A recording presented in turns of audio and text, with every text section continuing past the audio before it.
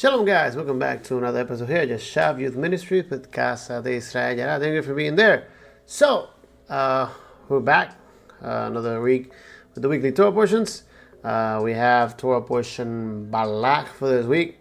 It's been a good cycle. We've been learning a lot of essential things about our faith, about the journey that is to not only recognize but accept the calling by Jehovah the Father, and how us as believers through Yeshua, Jesus, we are expected to manifest a different spirit, a different mindset. And so these portions help us grow, help us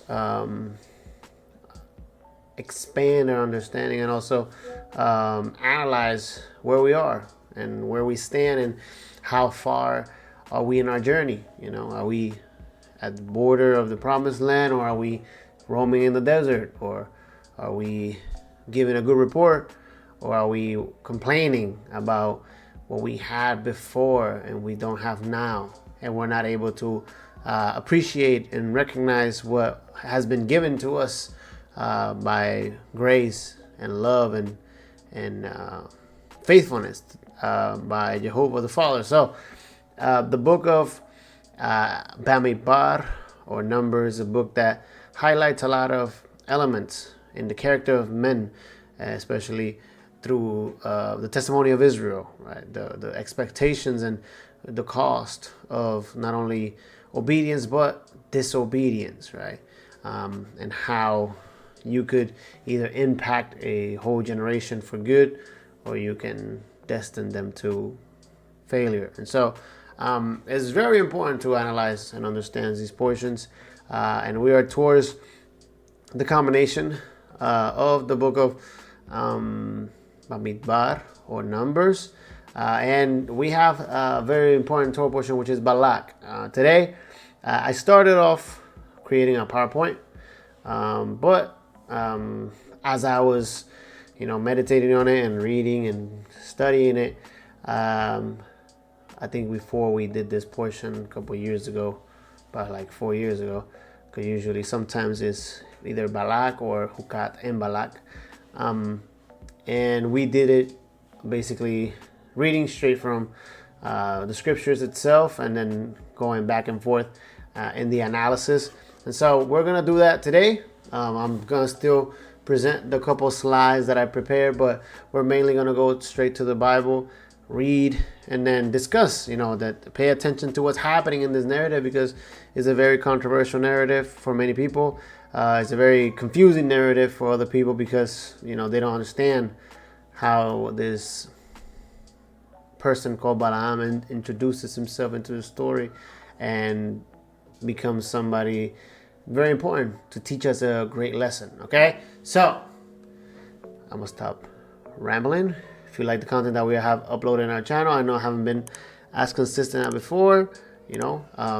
Busy, growing, responsibilities. I'm doing my best to keep up. But hey, if you like the content, the efforts that we're putting up in our channel, like, subscribe.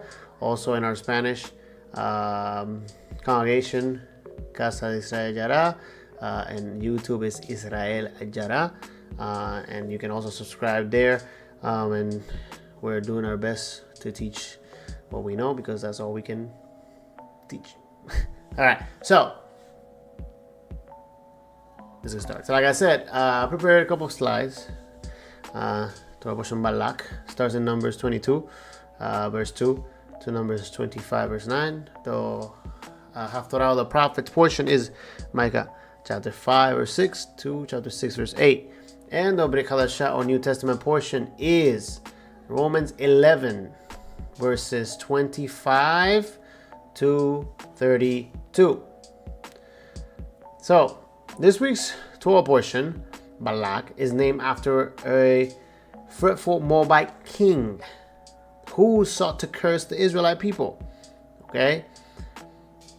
by hiring a service of a wicked Midianite prophet named Balaam. King Balak's plan was to employ Balaam's sorcery against the Israelites to prevent them from entering the promised land. Now, before we get started, let's do the Torah blessing.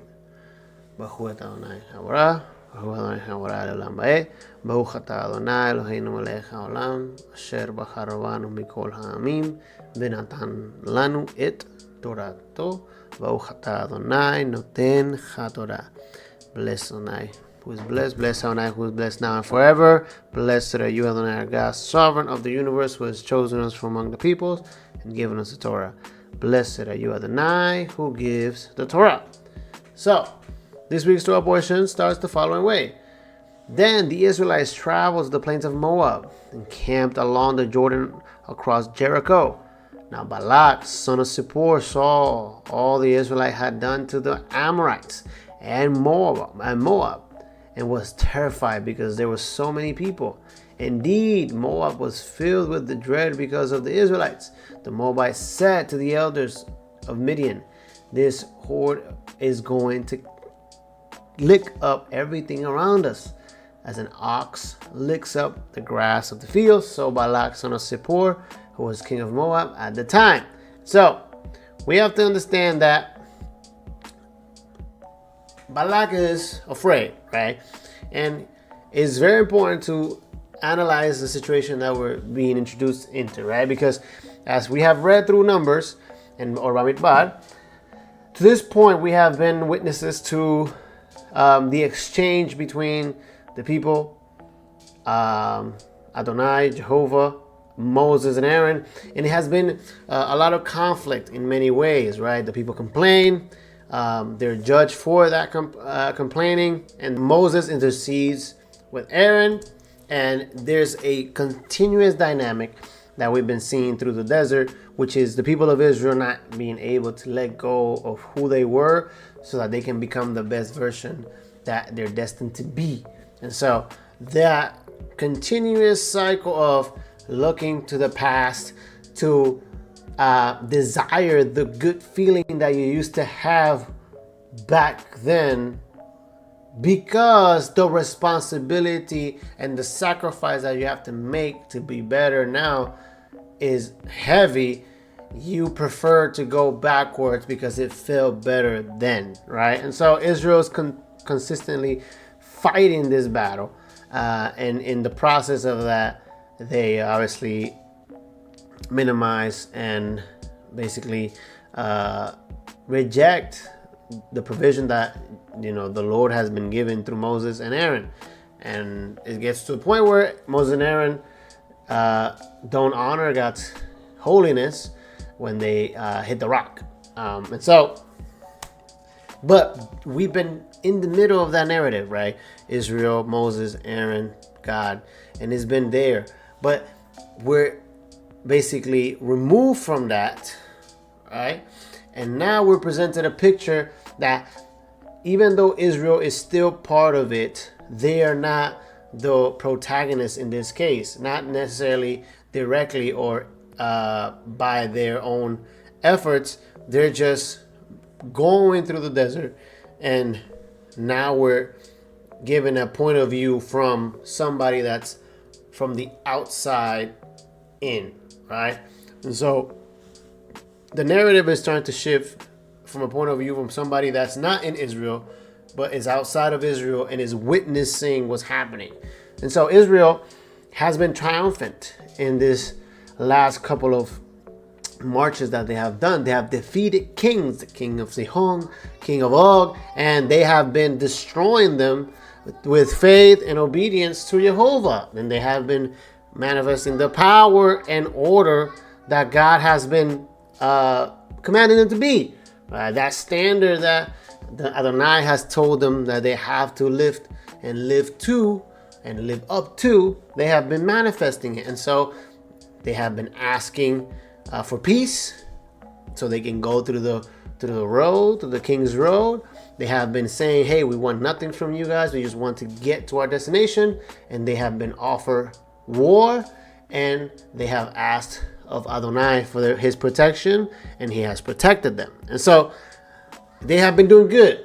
right? So because they have been successful in their march after, it's been 30 years, right? Now this younger generation is starting to bear some great fruit because Adonai is on their side. They have faith that Adonai is in their side, and they have had success in many ways. And so in this situation, the king of Zippor, Balak, or son of Zippor, Balak, the Amorite, is a little scared, right? Because now he is afraid that he will have to face them. So he's seeking for help. He's seeking for backup because he doesn't want to get destroyed. Hence, we're introduced to the story. I hope that I did a good summary of that. I hope it made sense. Okay, so let's get to the reading, right? So remember, Balak, we're looking at it from the outside in. We're not in Israel right now. We're looking from somebody that's not of Israel, somebody from the nations. Okay, now, so we stopped at 4, right? So 5 says, so he sent messengers to Balaam, the son of Beor, at Pethor, which is near the river, in the land of the sons of his people, to call him, saying, behold, a people came out of Egypt. Behold, they cover the surface of the land, and they are living opposite of me. So this is important because we're seeing that whatever has been happening with Israel has not been happening in a bubble. Okay, like the story of Israel is not something that's just happening in like a little corner nobody knows about. Only Israel is just living it, and that's it. No, nations are aware of what's happening. Nations have been impacted, as I was saying. The destruction of kingdoms and kings, the defeat of kings has been happening. And so, when Israel destroys Egypt and they destroy the king of Sihon and king of Og, right? It's something that everybody is knowing, right? These people that are taking over the desert are also destroying kings and kingdoms, and what is going on, right? So there is a knowledge of what's happening with the people of Israel, okay? And so Israel was at this point on the move. They had basically finished their 38-year exile in the wilderness and then progressed towards Canaan, coming closer than the previous generation of unbelief, right? So remember, the reason why we're here is because the older generation was not able to leave their old ways, and they were sentenced to die in the desert so that their children will be able to inherit God's promises to Abraham, Isaac, and Jacob through faith. Hence, we're in this position where they are in victory and they have provoked fear on Balak. So Balak calls upon Balaam, okay? And this is where we are. All right, so let's get to continue reading. Now, verse 6. Now, therefore, please come and curse these people for me, since they are too mighty for me. Perhaps I may be able to defeat them and drive them out of the land. For I know that he whom you bless is blessed, and him who you curse is cursed. So the elders of Moab and the elders of Midian departed with fees for divination in their hand. And they came to Balaam and repeated Balak's words to him. He said to them, spend the night here, and I will bring word back to you as the Lord may speak to me. And the leaders of Moab stayed with Balaam. Then God came to Balaam and said, who are these men with you? Balaam said to God, Balak, the son of Zippor, king of Moab, has sent word to me. Behold, there is a people who came out of Egypt, and they cover the surface of the land. Now come, curse them for me. Perhaps I may be able to fight against them and drive them out. God said to Balaam, do not go with them. You shall not curse the people, for they are blessed. So Balaam arose in the morning and said to Balak's leaders, go back to your land, for the Lord has refused to let me go with you. So this is very important because we are aware of who Balaam is in aspects, and he's not an Israelite, and we don't know him to be a prophet of Israel. And so the controversy always stands when it comes to how is it that he's speaking to God, or why is he able to speak to God, or why does God speak to him, right? And so we get distracted with that because we believe that based on the character that we know of Balaam through the scriptures, we say, how is it that God is able to speak to this man or is willing to speak to this man? But that is the point, right? God is trying to teach us a lesson through the story of Balak and Balaam from their point of view outside of Israel, right? And the first thing is, this King Balak is trying to curse Israel. So he's trying to defeat them spiritually, because he has already understood that he cannot go against them physically, right? Because physically, they have demonstrated that they have the strength and the will of God on their side. Hence, they won't be able to defeat them. But what they can do is go to that spiritual aspect, if you want to say, and see where they are in that deep area, where it can be negotiated if it's not firm, right? If you're not building on the rock, then when the winds come and you have built on sand, then your home is going to be driven out, right? To use the words of the Messiah. Hence, Balak is saying, let's see if they are really founded on the rock or if they are founded on sand. And so, what does he do? He calls Balaam, someone that has experience in divination, in sorcery, and has knowledge and understanding, because he's aware of who these people are, and he has an idea of who the God of Israel is, because he recognizes him. And he does have a gift, right, that cannot necessarily be denied, because we're seeing it in scripture. God speaks to him and gives him word. Now, why is that? Let's continue. So, it says, so Balaam arose in the morning and said to Balak's leaders, go back to your land, for the Lord has refused to let me go with you. The leaders of Moab arose and went back to Balak and said, Balaam refused to come with us. Balak again sent leaders more numerous and more distinguished than the former. And they came to Balaam and said to him, thus says Balak, the son of Zippor, let nothing, I beg you, hinder you from coming to me, for I will indeed honor you richly, and I will do whatever you say to me. Please come then, curse these people for me. Now, you have to understand the perception that Balak has of Balaam, right? Because Balaam, as of right now, has established a premise that he cannot speak only the words that are spoken to him by God. But in Balak's eyes, Balaam is the one. He is the powerful one. He is the one with the ability. And that God submits to him, to Balaam's will. Because based on the gift that God has given Balaam as a human being, as a creation of God, Balak believes that Balaam has the capability to sway God's will. And Balaam, as of right now, has demonstrated that he can only speak whatever God tells him. Right? So as of right now, Balaam is good. He has done good. Right? Let's see if he continues. Balaam replied to the servants of Balak, though Balak were to give me his house full of silver and gold, I could not do anything, either small or great, contrary to the command of the Lord my God. Right? So now he attributes this very interesting. He says, the Lord my God. But then he says, now please, you also stay here tonight, and I will find out what else the Lord will speak to me. God came to Balaam at night and said to him, if men have come to call you, rise up and go with them. But only the word which I speak to you, you shall do. So Balaam arose in the morning and saddled his donkey and went with the leaders of Moab. Right? So as of right now, we're good. Balaam is going to do God's will. He's only going to speak God's words. We're straight. Alright? Alright. Let's continue. Verse 22 says, but God was angry because he was going. And the angel of the Lord took his stand in the way as an adversary against him. Now he was riding on his donkey, and his two servants were with him. When the donkey saw the angel of the Lord standing in the way with his drawn sword in his hand, the donkey turned off from the way and went into the field. But Balaam struck the donkey to turn her back into the way.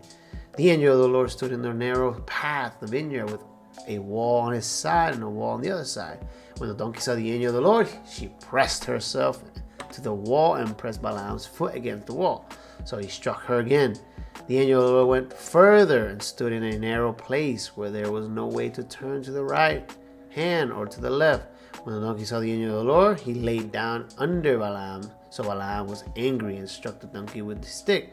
Then the Lord opened the mouth of the donkey, and she said to Balaam, "What have I done to you, that you have struck me these 3 times?" Then Balaam said to the donkey, "Because you have made a mockery of me. If there had been a sword in my hand, I would have killed you by now." Then the donkey said to Balaam, "I'm not your donkey, on which you have ridden all your life to this day. Have I ever been accustomed to do so to you?" And he said, "No." Then the Lord opened the eyes of Balaam, and he saw the angel of the Lord standing in the way with his drawn sword in his hand, and he bowed all the way to the ground. The angel of the Lord said to him, "Why have you struck your donkey these 3 times? Behold, I have come out as an adversary because your way was contrary to me." Right? So it's interesting because it seems as if the Lord has discerned the heart of Balaam. Even though Balaam has left with the purpose and mission to speak God's words, Balaam has a hidden agenda. And it's not told directly, but it's indirectly explained here, right? Because he's saying, because your way was contrary to me. Meaning, even though I told you you're going to go speak my words, you were intending to do your will. And so God, Jehovah, then does a beautiful thing, which is he uses the donkey to teach Balaam what he is going to do. Because now God is saying, you're going to speak your words, or you were trying to go speak your words, but you will do as the donkey has done. You will speak. You will let me open your mouth and speak the words that I tell you to do. Because if you don't do it, the donkey will. And to us, it's like, wow, how does that make any sense? Remember, to us, somebody, in a way, right, it could be in a way of minimizing or dismissing somebody. In Spanish, you call somebody a donkey, you minimize their knowledge and their understanding or their capabilities, right? But in this case, the reference that we would have of somebody that has a limited ability, which in this case a donkey, has no way to speak. God gives the donkey the ability to speak because the donkey is a creation of God and does as God commands and is able to recognize God's authority. Balaam was not able to do that because in his mind, in his perception and vision, he was not paying attention to that. He was not able to see the angel. He was not able to recognize that God was against him because his intentions were not pure. Okay? So, let's continue. But the donkey saw me and turned aside from me, verse 33, from me these 3 times. If she had not turned aside from me, I would surely have killed you just now and let her live. Balaam said to the angel of the Lord, I have sinned, for I did not know that you were standing in the way against me. Right? So again, Balaam's perception was not in the right place. His perspective and what he wanted to truly do was not God's will. Now then, if it is displeasing to you, I will turn back. But the angel of the Lord said to Balaam, go with the men, verse 35, but you shall speak only the words which I'll tell you. So Balaam went along with the leaders of Balak. When Balak heard that Balaam was coming, he went out and meet him in the city of Moab, which is on the Arnon border, in the extreme end of the border. Then Balak said to Balaam, Did I not urgently send to you to call you? Why did you not come to me? Am I really unable to honor you? So Balaam said to Balak, Behold, I have come now to you, I am able to speak anything at all. The word that God puts in my mouth, that I shall speak. And Balaam went with Balak, and they came to Kiriath Huzoth. Balak sacrificed oxen, sheep, and sent some to Balaam and the leaders who were with him. Then it came about in the morning, Balak took Balaam and brought him up to the high places of Baal, and he saw from there a portion of the people. Then Balaam said to Balak, build 7 altars for me here, and prepare 7 bulls and 7 rams for me here.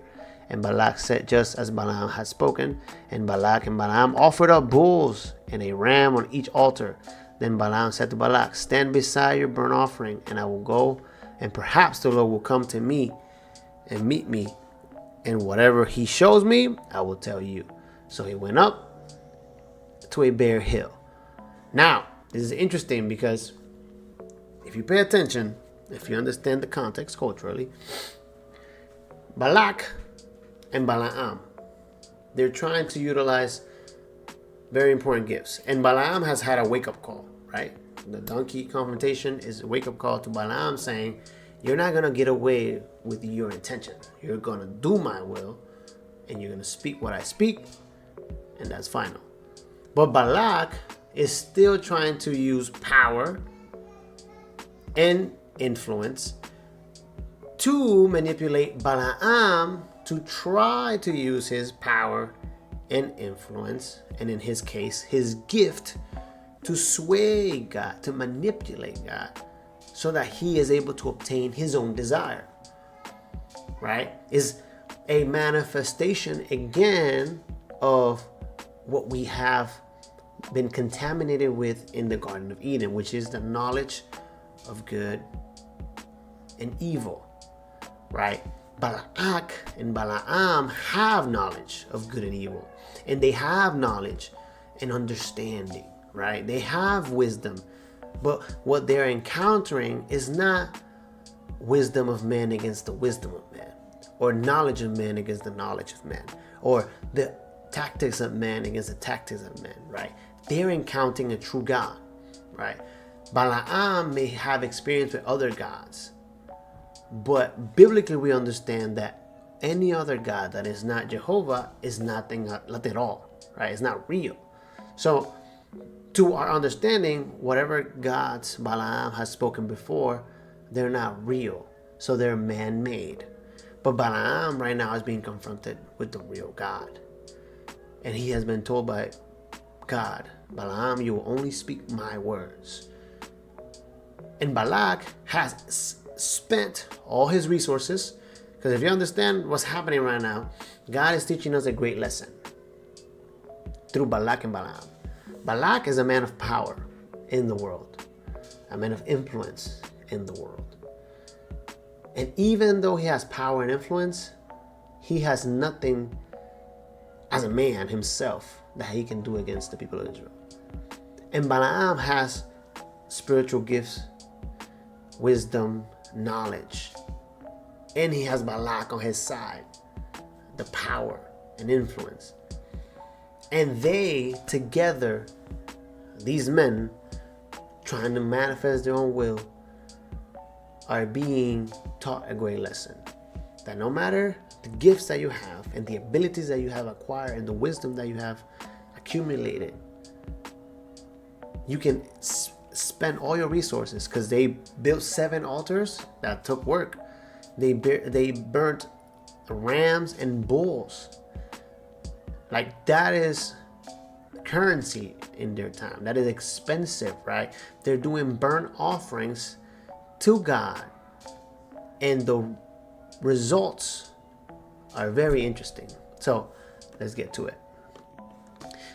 So after they do the altars, they do the burnt offerings, this is what happens. Now God met Balaam, and he said to him, I have set up the 7 altars, and I have offered up bulls and rams on each altar. Then the Lord put a word in Balaam's mouth and said, return to Balak, and you shall speak thus. So he turned to him, and behold, he was standing beside his burnt offering, he and all his leaders of Moab. And he took up his discourse and said, from Aram Balak has brought me, Moab, king of the mountains of the east. Come curse Jacob for me, and come denounce Israel. How shall I curse whom God has not cursed? And how can I denounce whom the Lord has not denounced? As I see him from the top of the rocks, and I look at him from the hills, behold, a people who dwells apart. Let's see what the word here says. Badat. And I will not be reckoned among the nations. Who can count the dust of Jacob, or number the fourth part of Israel? Let me die the death of the upright, and let my end be like his. Then Balak said to Balaam, what have you done to me? I took you to curse my enemies, but behold, you have actually blessed them. He replied, must I not be careful to speak what the Lord puts in my mouth? So now it's interesting.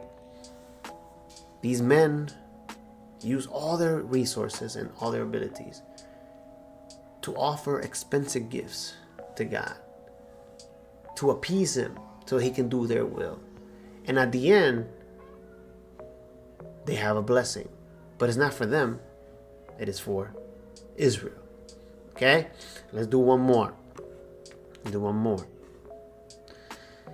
Then Balak said to him, please come with me to another place where you may see them, although you will only see the extreme end of them, and I will not see all of them, and curse them for me from there.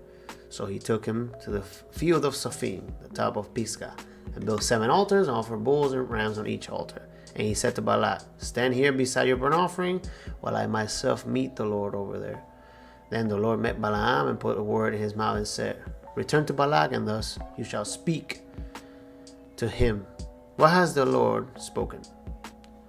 Then he took up his discourse and said, arise, O Balak, and hear. Give ear to me, O son of Zippor. God is not a man that he shall lie, nor a son of man that he shall repent. He has said, and he will not do it, or has he spoken, and he will not make it good? Behold, I have received a command to bless. When he has blessed, then I cannot revoke it. He has not observed my misfortune in Jacob, nor has seen trouble in Israel. The Lord his God is with him, and the shout of a king is among them. God brings them out of Egypt. He is for them like the horns of a wild ox. For there is no omen against Jacob, nor is there any divination against Israel. At the proper time it shall be said to Jacob and to Israel, what God has done. Behold, a people rises like a lioness, and a lion is lifted itself, and it will not lie down until it devours the prey and drinks the blood of the slain. Then Balak said to Balaam, do not curse them at all, nor bless them at all. But Balaam replied to Balak, didn't I tell you, whatever the Lord speaks, that I must do?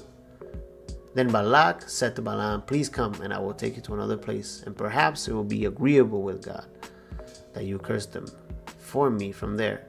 So Balak took Balaam to the top of Beor, which overlooks the wasteland. And Balaam said to Balak the same thing, build 7 altars, prepare 7 bulls and 7 rams for me here. Balak did just as Balaam said, and offered a bull and ram on each altar. And while Balaam saw that it pleased the Lord to bless Israel, he did not go as at the other times to seek omens, but he set his face towards the wilderness. And Balaam lifted up his eyes and saw Israel camping, tribe by tribe. And the Spirit of God came upon him, and he took up his discourse and said, the oracle of Balaam the son of Beor, and the oracle of the man whose eyes is open, the oracle of him who hears the words of God, who sees the vision of the Almighty, falling down yet having his eyes uncovered. How fair are your tents, O Jacob, and your dwellings of Israel, like valleys that are stretched out, like gardens beside the river, like aloes planted by the Lord, like cedars beside the waters. Water will flow from his buckets, and his seed will be by many waters. And his king shall be higher than Agag, and his kingdom shall be exalted. God brings out of Egypt. He is for him like the horns of a wild ox.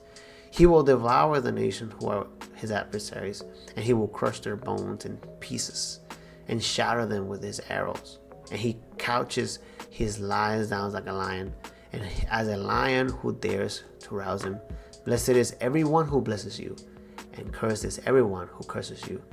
And Balak's anger burnt against Balaam, and he struck his hands together. And Balak said to Balaam, I called you to curse my enemies, but behold, you have persisted in blessing them these 3 times. Therefore flee to your place now. I said, I will honor you greatly, but behold, the Lord has held you back from honor. Balaam said to Balak, I did not tell your messengers whom you have sent to me, saying, though Balak were to give me his house full of silver and gold, I could not do anything contrary to the command of the Lord, either good or bad, of my own accord. What the Lord has speaks, that I will speak. And now behold, I'm going to my people. Come, and I will advise you what this people will do to your people in the days to come. Now, this is interesting because as we have read, and we have read a lot today, there's multiple lessons that we're able to learn from this portion. And we have read this one before. It's mostly a review. But lesson 1 is we are having a different point of view. We're not in Israel, we're outside as a nation. And we're observing how men of power and influence, men of gifts and knowledge and wisdom, have a big confrontation with God. As we've been speaking through this cycle and other cycles, the word of God is something that's going to be prevailing through generation and generation. The words spoken by God are going to stand forever. And Balaam is telling Balak, you can offer all your resource, you can give all your wisdom and knowledge and understanding, and it's going to be meaningless in God's eyes if his people are in order. There's nothing that men, devil, evil can do when his people, God's people, are in order. The story of Balak and Balaam, more than analyzing it as how is it that Balaam is able to speak to God or not based on who he is and his moral standard, or why is it that God is responding to Balak if he's not an honorable man. That's not the point, right? God is saying, through these men I have taught not only Israel a lesson, but I have taught the nations a lesson. The lesson is, if my people are doing my will and they are walking in order in my spirit, they won't be able to be cursed. And if I am defending them, they will not be destroyed. And if you understand that, then you can manifest the words of Deuteronomy to say, oh, what great nation has such righteous laws and has God so near to them. Israel right now is manifesting that. They're in order. The only thing that can damage Israel right now is if they stumble. And last week we understood that the only way that they stumble is if they stop looking at the serpent. If they stop looking at their sin. And if they stop looking at their weakness, they will stumble again. And so Balaam is learning a big lesson here. And Balak is learning a big lesson. You can spend all the money in the world. You can do all the tricks that you want. But if God's will is upon his people and they are walking in order, in obedience, in one mind, one spirit, you won't be able to touch them. Family, if we are walking in one mind, one spirit, in obedience and in order, we won't be touched. We won't be touched. But we have to have that faith. Side by side, tent by tent. So when they see us in order. Doing justice, doing righteousness, doing mercy, and being good. Balak is struggling.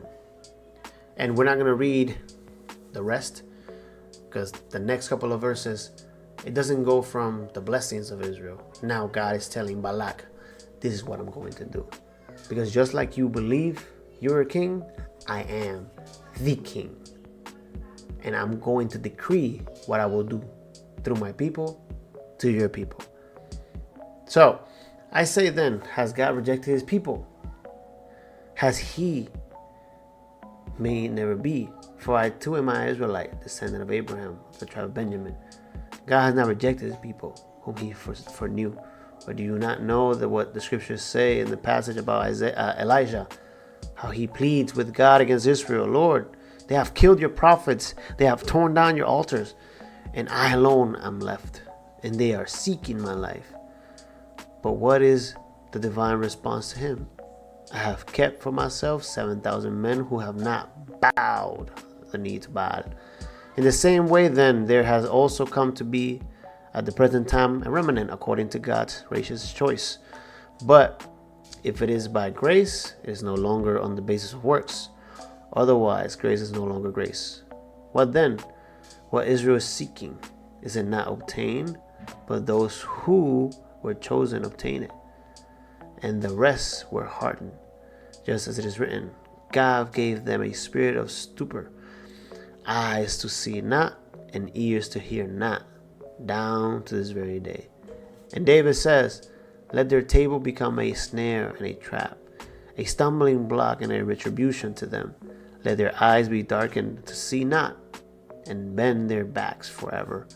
I said then, they did not stumble so as to fall, did they? May it never be.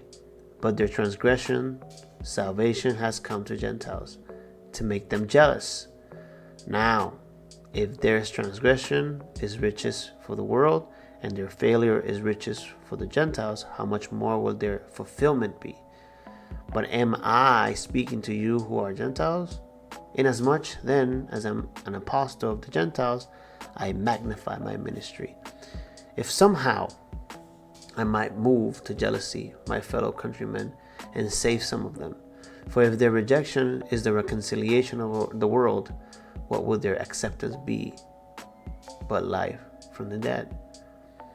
If the first piece of the dough is holy, the lump is also. And if the root is holy, the branches are too. But if some of the branches are broken off, and you being a wild olive were grafted in among them, and became partakers with them of the rich root of the olive tree, do not be arrogant towards the branches. But if you are arrogant, remember that it is not you who supports the root, but the root supports you. You will say then, branches were broken off so I might be grafted in. Quite right. They were broken off for their unbelief. But you stand by for your faith. Do not be conceited, but fear. For if God did not spare the natural branches, he will not spare you either. Behold then the kindness and severity of God. To those who fell, severity. But to you, God's kindness, if you continue in his kindness, otherwise you will also be cut off. And they also, if they do not continue in their unbelief, will be grafted in, for God is able to graft them in again. For if you were cut off from what is by nature a wild olive tree, and were grafted contrary to the nature into a cultivated olive tree, how much more will these who are natural branches be grafted in to their own olive tree? For I do not want you, brethren, to be uninformed of this mystery, so that you will not be wise in your own estimations, that a partial hardening has happened to Israel until the fulfillment of the Gentiles has come, and so Israel will be saved. Just as it is written, the deliverer will come from Zion, and he will remove ungodliness from Jacob. This is my covenant with them, when I take away their sins. From the standpoint of the gospel, they are enemies for your sake, but from the standpoint of God's choice, they are beloved for the sake of the fathers. For the gifts and the calling of God are irrevocable. For just as you once were disobedient to God, but now have been shown mercy because of their disobedience, so these also now have been disobedient, that because of the mercy shown to you, they also may now be shown mercy. For God has shut up all in disobedience, so that he may show mercy to all. So, this verse is one that Pastor has taught me and taught the youth. And Paul says here, just as it is written. And it's interesting because what is he quoting? Right? Because it says, just as it is written. Right? And here it says, the deliverer will come from Zion. He will remove ungodliness from Jacob. Right? And so when we go to Isaiah 59:20, oh, it's in Spanish, in Espanol. Let's go to Isaiah. Wow. See, this is what happens when I don't have a PowerPoint. I'm all over the place. But I hope you guys are enjoying it. Isaiah 59, this is something that Pastor has taught me, so I definitely have to give him credit. Oh my God. Okay. Isaiah 59:20. It says, let me put it here for you guys. Verse 20 says, a redeemer will come to Zion, right? But in the quoting here, it says, will come from, right? So that's two different things. Coming to and coming from are two different ones, right? And Paul is saying, just as it is written, just as it is written, meaning that this right here should be quoted like this, right? So this is what Paul is saying. And a redeemer will come to Zion, and to those who turn from transgression in Jacob, declares the Lord. As for me, this is my covenant with them, says the Lord. My spirit which is upon you, and my word which I have put in your mouth shall not depart from your mouth, nor from your mouth of your offspring, nor from the mouth of your offspring's offspring, says the Lord, from now and forever. Hence, what does it have to do with Balaam? What does it have to do with this, with that, blah, blah, blah, blah, blah, blah. So, we've been proven to Balak and Balaam that man's capabilities will never surpass God's will, especially when his people are in obedience, in order, and in one spirit and one mind.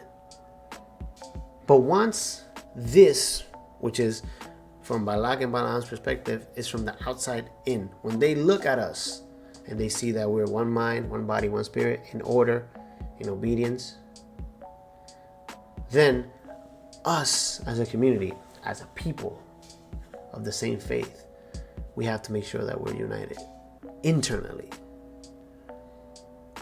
that we are conscious of our sins, how jealousy, envy, knowledge of good and evil, how that contaminates. And how we, as believers in Jesus Yeshua, we have been grafted in. That we are called to turn from our transgressions. So whenever Yeshua goes to Zion, we're redeemed. Because if we're not firm, then we will stumble. And if we stumble, then we open the door for curse, for deceiving. If we leave cracks open on the foundation, it will crumble. So Balak and Balaam taught us that if we're good, one mind, one body, one spirit, obedient, in order, they can't curse us. And if God is going ahead of us, as we believe he is, they can't destroy us. But what are we going to do? Are we going to stay united? Or are we going to stumble? Are we going to be founded as one body, one mind, one spirit on the rock? Or are we all going to seek our own way and our own understanding? That is key to the story of Balaam. The enemy, not only within, but the enemy that's outside, can only contaminate if we are not having our eyes open to what is light. And that light is life to all men. In our case, is Yeshua, our Messiah. So, honor him, stay humble, stay true to Jehovah's words, honor Yeshua's sacrifice, and be obedient in love. Have a great week. Shavua Tov and Shabbat Shalom. Thank you. Wow, this has been the longest I've done.